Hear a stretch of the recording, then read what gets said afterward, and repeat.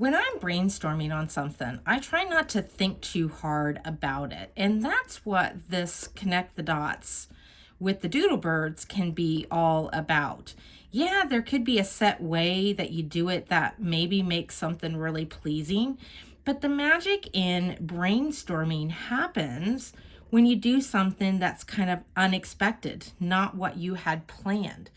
And that's what I'm trying to do here on these Doodle Birds. What can I come up with that's a little bit different, that's a little bit more unique, or just different? And it doesn't matter if I make a mistake or not. It's not about perfection. It's about how can I connect them, maybe use dots over and over, maybe keep all the dots the same. And I'm also going for speed so that I don't overthink it. And so there's a bunch of ways that you can go about this. None of them are right or wrong. It's about playing around and seeing what else you come up with.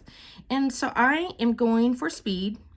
I've got 9 doodle dot to dots, connect the dots, Doodle Birds that I am going to figure out how I can do all of them and just see what I come up with. Having something that's good or that even looks like a bird is not really my goal. My goal is to just do. Don't think, just do.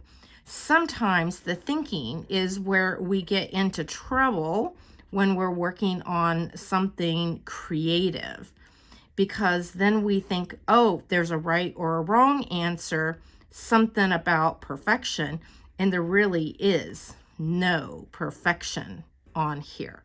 It's just doing, and we're hoping that there's something that comes out like, whoa, I hadn't thought about that. So that's what I'm going for.